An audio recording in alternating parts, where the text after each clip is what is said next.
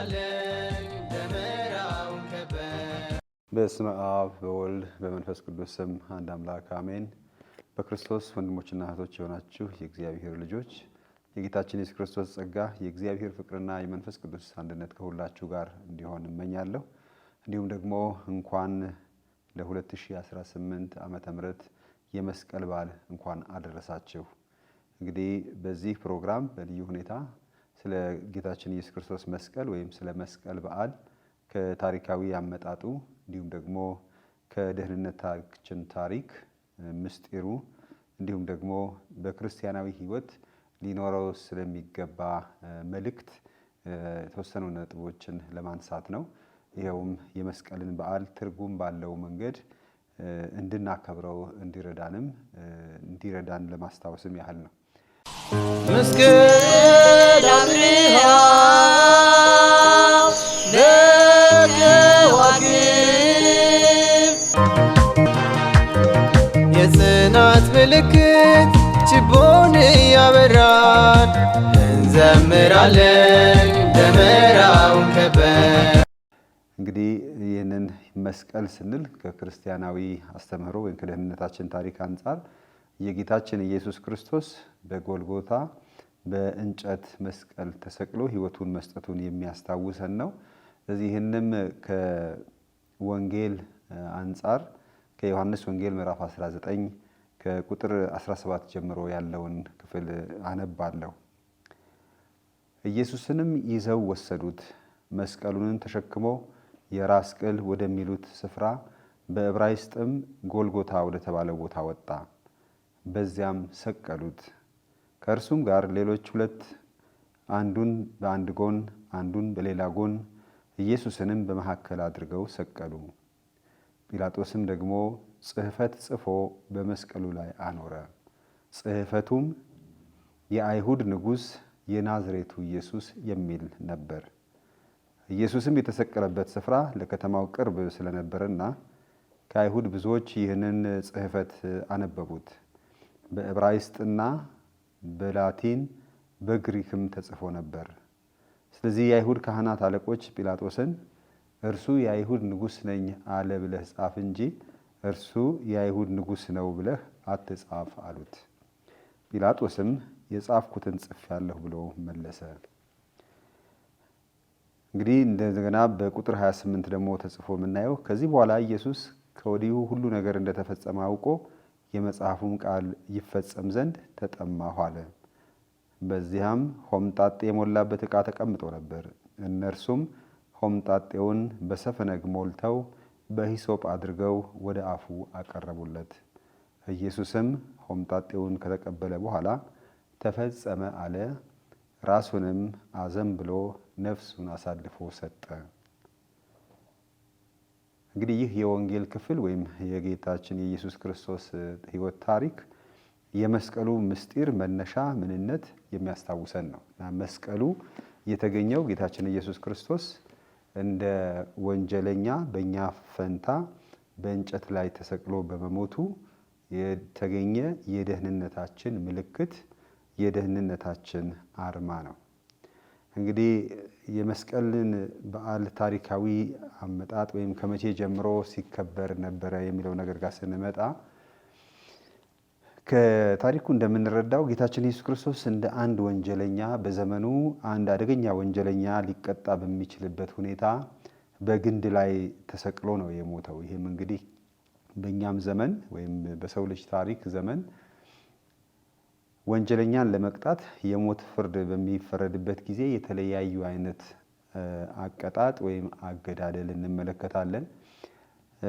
ከ50 ዓመት በፊት በነበረው ሁኔታ በስቅላት የመቅጣት በአደባባይ ሰቅሎ በገመድ ሰቅሎ መቅጣት በሀገራችን የሚስተዋል እንደነበረ እንዲሁም ደግሞ በሌሎች ሀገሮች ቴክኖሎጂው በፈቀደው መጠን በተለያየ ደረጃ ያንን ሰው የመግደል ወይም ደግሞ ቅጣት የማስፈጸም ሁኔታ እንመለከታለን። በኤሌክትሪክ ከመግደል ጋር ጨምሮ ማለት ነው። በኢየሱስ ዘመን ጌታችን ኢየሱስ ክርስቶስ እንግዲህ በአርብ ስቅለት በሚነበቡ ንባቦች እንደምንመለከተው እንደ ወንጀለኛ ተቆጥሮ በዘመኑ አንድ አደገኛ ወንጀለኛ ሊቀጣበት ከሚችልበት ሁኔታና የአዋርዶ ወይም ደግሞ አሳቆ በአደባባይ በእንጨት ሰቅሎ መሞት ቅጣት የተፈረደበት ነው።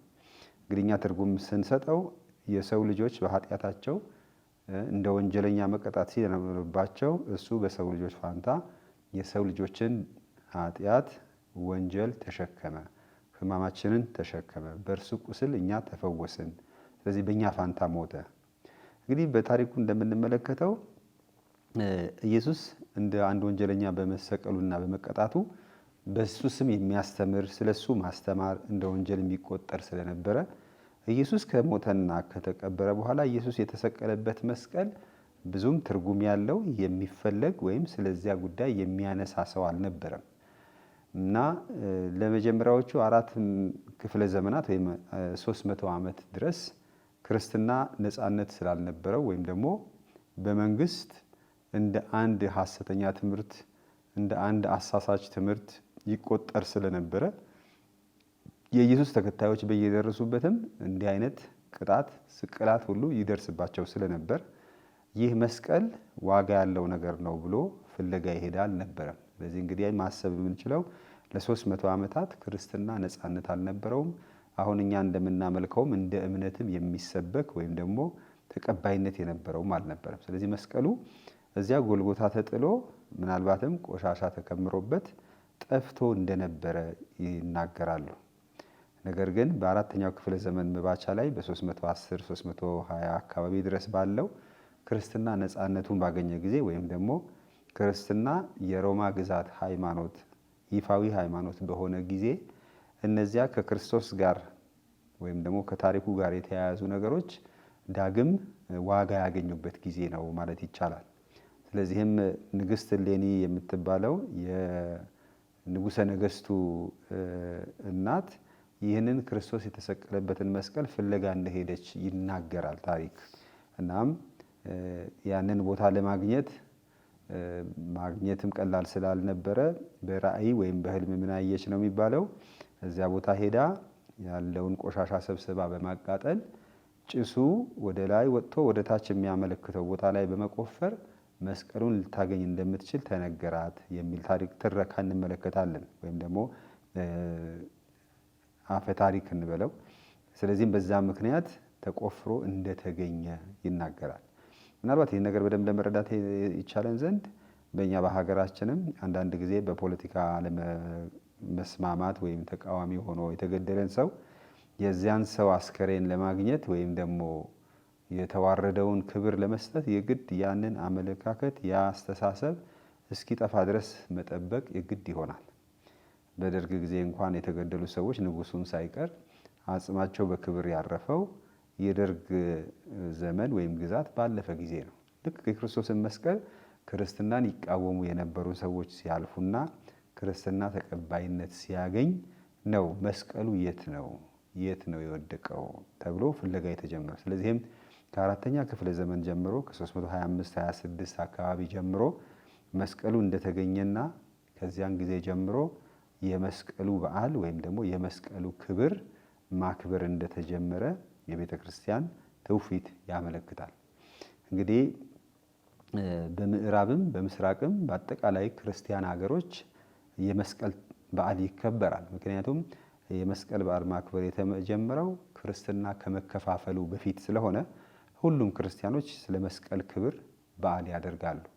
እንግዲህ የቀን አቆጣጠር ላይ ግን ልዩነቶች ይኖራሉ። የአከባበሩም ሁኔታ እንደየሀገሩ ባህል እንደየሀገሩ ልማድ ልዩነቶች ሊኖሩት ይችላሉ። ለምሳሌ ለእኛ እንደ ኢትዮጵያውያን በመስከረም 17 በኢትዮጵያ አቆጣጠር ስናከብር በላቲን ወይም ደግሞ በምዕራቡ ዓለም በሰፕተምበር 14 ከሳምንት በፊት ይህንኑ የመስቀል በዓል አክብረዋል እና በላቲኑ የመስቀል ክብር ወይም ከፍ ማለት መስቀል ከፍ ያለበት መስቀል ክብር ያገኘበት በዓል ተብሎ ይከበራል። የአከባበሩን ሁኔታ ስንመለከት በመስዋዕተ ቅዳሴና የመስቀሉን ምስጢር የደህንነታችን ታሪክ ያለው ዋጋ በማጎልበት ወይም ደግሞ በማስተማር የሚከበር ነው። ወደ ሀገራችን ስንመጣ ልዩ የሚያደርገው የዋዜማው ስነስርዓት የደመራው ስነስርዓት በተለይ በ16 ምናልባትም የንግስት እሌኒ ተግባር የሚወክል የሚደግም የሚመስል ደመራ በማቀጣጠል ዋዜማ ከዚያ በዕለቱ የመስቀል በዓል ይከበራል ማለት ነው። ስለዚህ በምስራቅም በምዕራብም መስቀል ይከበራል። የሚከበርበትን ምክንያት እንግዲህ በአንዳንድ ሁኔታዎች ሃይማኖታዊ ነው ወይስ ባህላዊ እስከምንል ድረስ አንዳንድ ጊዜ ከቤተ ክርስቲያን በበለጠ በማህበረሰብ ከቤተ ክርስቲያን ውጪ በቤተሰብ እና በተለያዩ አካባቢዎች በድምቀት የሚከበር የቤተሰብ በዓል ነው። ነገር ግን መነሻ ምስጢሩ መስቀል በደህንነታችን ታሪክ ያለው ሚና ነው እንድናከብረው የሚያደርገን። ምክንያቱም ኢየሱስ የሞት ፍርድ ተፈርዶበት እንደ እርግማን ተቆጥሮ የሞተበት እንጨት ክርስቶስ እጁን ከዘረጋበትና ከሞተ ጊዜ በኋላ ያ የእርግማን እንጨት የበረከት ምንጭ የሆነ መስቀል እንደሆነ፣ ተራው እንጨት መስቀል እንደሆነ፣ ያ ተራው እንጨት የጌታ የኢየሱስ ክርስቶስ ሕይወቱን የሰዋበት መስዋዕት፣ ራሱ የሰዋው ክርስቶስ ካህን፣ ራሱ የተሰዋው የመስዋዕት በግ የሆነው ክርስቶስ የሚያስታውስ በደህንነታችን ታሪክ ቁልፍ ተግባር የያዘ ነው። ይኸውም መስቀል የዳንበት፣ ኃጢአታችን የተደመሰሰበት፣ ሰውና እግዚአብሔር የታረቀበት፣ በአጠቃላይ አምላክ ሰው ሆኖ በመምጣቱ ሊያከናውነው የነበረው ተግባር የተከናወነው በመስቀል ላይ ነው። ስለዚህም መስቀል ቤዛችን ነው። መስቀል ኃይላችን ነው። መስቀል አርማችን ነው። እናም እኛ በእርሱ ቁስል ተፈወስን። ስለዚህ በዚህ መስቀል አማካኝነት ደህንነትን አገኘን። እኛ ኃጢአታችንን ተደመሰሰልን። ክርስቶስ ኃጢአት የሌለበት ሆኖ ሳለ ግን በእኛ ፋንታ በመስቀል ላይ በመሞቱ ዛሬ የመስቀል በዓል በዓለም ሁሉ የሚከበር ሆነ ማለት ነው። እንግዲህ በማህበረሰባችን ስንመለከተውም መስቀል የቤተሰብ በዓል ነው። ቤተሰብ የሚገናኝበት በአብሮነት የሚከበር በዓል ነው። ነገር ግን ከባህላዊው አከባበር ጎን ለጎን የመስቀልን በዓል መንፈሳዊነት ወይም በደህንነታችን ታሪክ ያለው ሚና ሊረሳ አይገባም ማለት ነው። ስለዚህ መስቀል ለኛ የነጻነት በዓል ነው። ከእስራታችን የተፈታንበት፣ የኃጢአት ስርየት ያገኘንበት በዓል ነው። ስለዚህ አንዳንድ ጊዜ መስቀል መነሻው የክርስቶስ ሞት፣ ሕማማት፣ ስቃይ ሆኖ ሳለ እንዴት ነው እኛ በደስታ በመብላትና በመጠጣት በመጨፈር የምናከብረው? የተነሳበት ነጥብ ያ ሆኖ ሳለ እንዴት ወደዚህ መጣ? በእርግጥ የሚጋጭ የሚመስል ነው። በሌላ መልኩ ግን በእርሱ ቁስል እኛ ተፈወስን ስንል፣ አዎ ክርስቶስ ለእኛ ሲል ቤዛ ሆኖ ሕይወቱን ስለከፈለልን ከኃጢአት እስራትም ስለተፈታን እንዲሁም ደግሞ እንደ አንድ ቤተሰብ በክርስቶስ መስቀል የሚያምኑ ሁሉ አንድነትን ስላመጣልን በእርግጥም ስለዳንን ስለ ደህንነታችን በደስታ በፍቅር በሰላም በአብሮነት የምናከብረው በዓል ነው።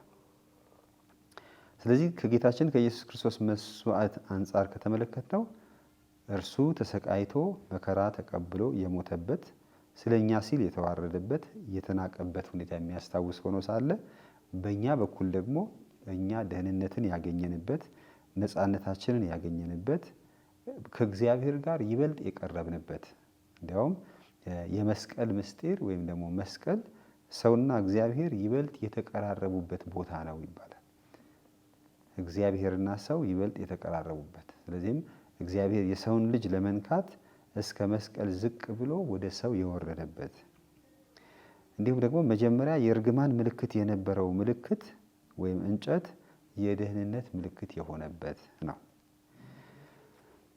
ይህ የመስቀል በዓል እንግዲህ ከደህንነታችን አንጻር ይህን ያህል ዋጋ ሰጥተን ስናስበውና ስናከብረው መርሳት የሌለብን ዛሬም እኛም ያንን ያገኘነውን ነፃነት ያንን ያገኘነውን ደህንነት ጠብቀን ለመቆየትና በመስቀሉ የተገኘውን ሕይወት ተሳታፊ በመስቀሉ የተገኘውን ነፃነት ተቋዳሽ እንድንሆን እኛም በየዕለቱ የየዕለት መስቀላችንን መሸከም እንዳለብን የሚያስታውስ ነው። ጌታችን ኢየሱስ ክርስቶስ በሉቃስ ወንጌል ምዕራፍ 14 ቁጥር 27 ላይ መስቀሉን ተሸክሞ የማይከተለኝ የእኔ ደቀ መዝሙር ሊሆን አይችልም። እንግዲህ ክርስቶስ እንደ ሰው እያዘነም እየተሰቃየም ለእኛ ብሎ መስዋዕትነት እንደከፈለ እንዲሁም ደግሞ የሰው ልጆች ስለ እግዚአብሔር ብለው የእግዚአብሔርን ፈቃድ ቃሉን ለመኖር እግዚአብሔርን ለማገልገል ራሳቸውን ለእግዚአብሔር ለማስገዛት መስቀላቸውን ተሸክመው እንዲጓዙ በወንጌሉ ይጋብዛል።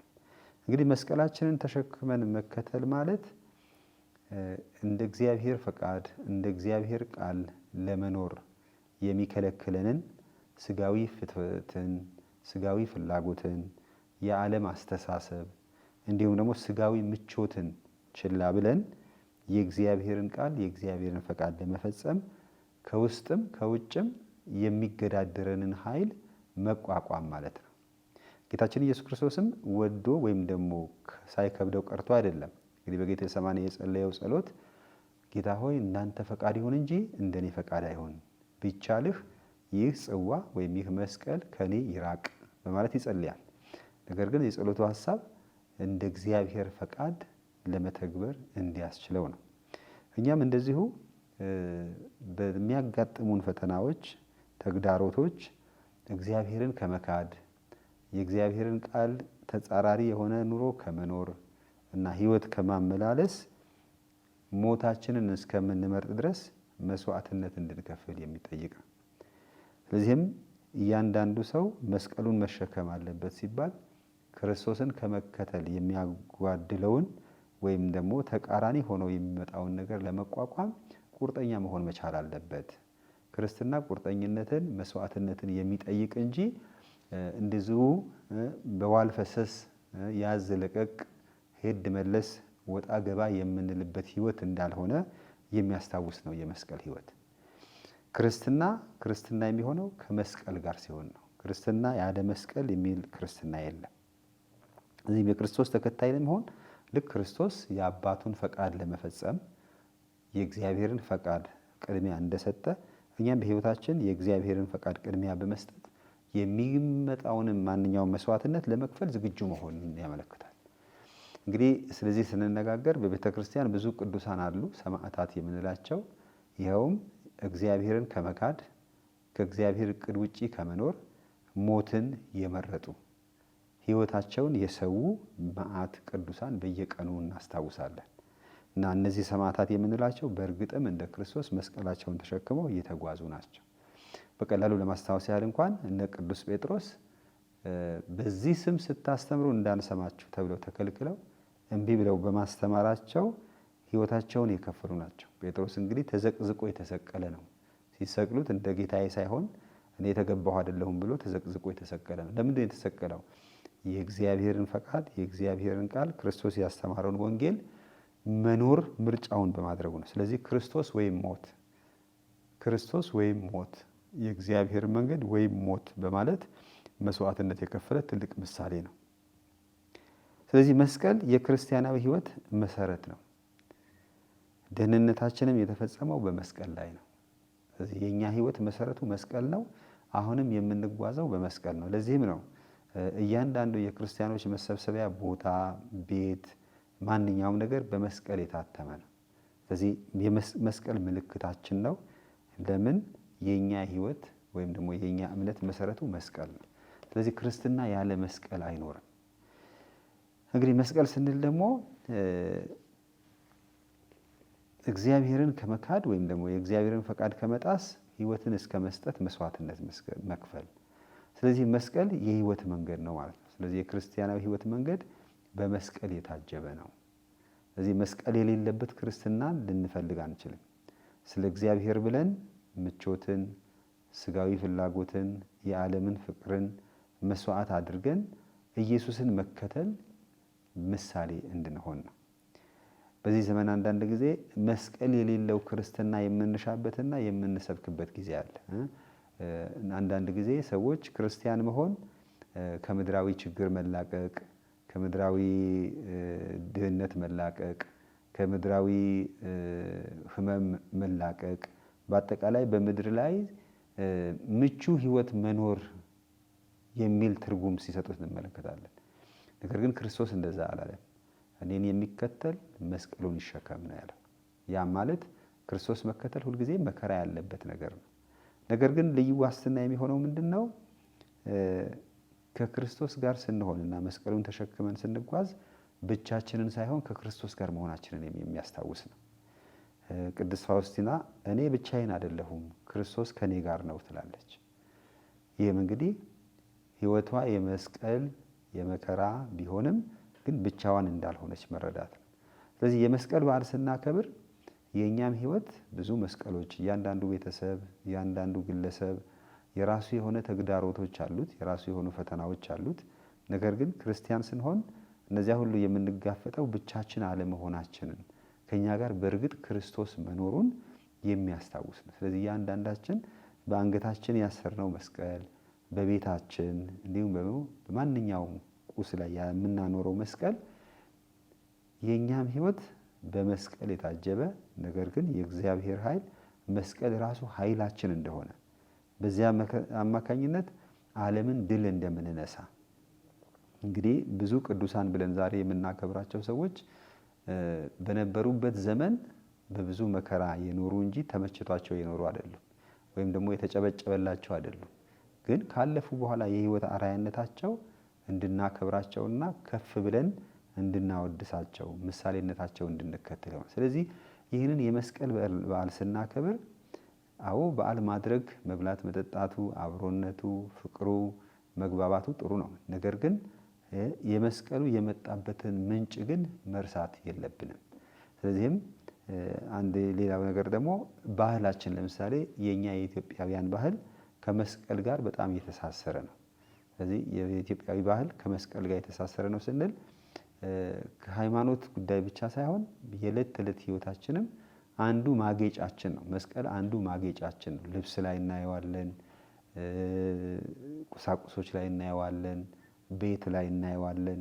ነገር ግን ያንን መስቀል ስናስታውስ ግን የህይወታችን መሰረት የህይወታችን ምንጭ የሆነው መስቀል መሆኑን የደህንነታችን ምክንያት መሆኑን አርማችን መሆኑን ደግሞ መርሳት የለብንም ማለት ነው። ታዲያ ጌታችን ኢየሱስ ክርስቶስ የህይወት ምሳሌያችን ነው። እንደ የአባቱን ፈቃድ እንደፈጸመ እኛም የእግዚአብሔርን ፈቃድ በመፈጸም የመስቀሉ ጉዞ እስከ ድል ድረስ፣ ድል ማለት ደግሞ በክብር የእግዚአብሔርን ክብር ተሳታፊዎች እስክንሆን ድረስ የሚቀጥል ማለት ነውና ስለዚህም እንደ ባህላችን መስቀል የቤተሰብ በዓል ነው። የተራራቀ የሚገናኝበት ነው። በጣም መልካም ነው። ምክንያቱም ቃል እግዚአብሔርም የሚለን እርስ በርሳችሁ ተዋደዱ፣ እያንዳንዱ ከሌላው ጋር በሰላም ለመኖር የተቻለውን ሁሉ ያድርግ የሚል ነው። እንዲሁም ደግሞ በፍቅር እርስ በርሳችን በእንጀራ በመቁረስ ማዕድ በመሳተፍ የተጣለን በማስታረቅ ይህ ክርስቲያናዊ የሆነ ተግባር ነው። እንግዲህ ክርስትና አስተሳሰብ ብቻ ሳይሆን ህይወት ነው። የህይወት መመሪያ ነው። ስለዚህም ያ የህይወት መመሪያነት ከቤተ ክርስቲያን ወጥቶ ወይም ደግሞ ከስብከት ስብከቱ ወደ ህይወት፣ ወደ ማህበረሰብ፣ ወደ ቤተሰብ እንዲሄድ ያስፈልጋል። ስለዚህ ዋናው ቁም ነገር የመስቀል በዓል በረከት የሚያስገኝልን ክርስትናችንን የሚያጎለብት ሊሆን ይገባል።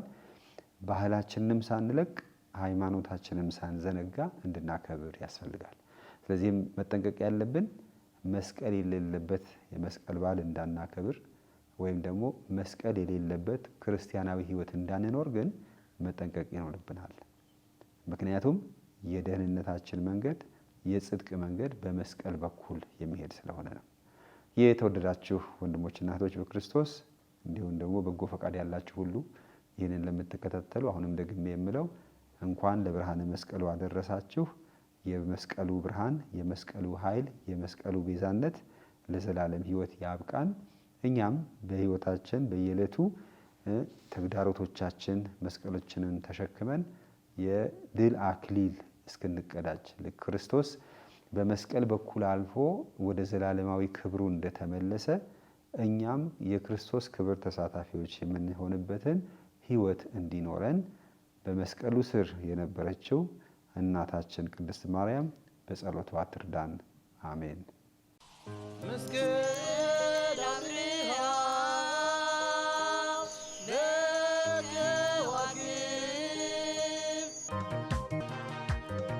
የጽናት ምልክት ችቦን ያበራል፣ እንዘምራለን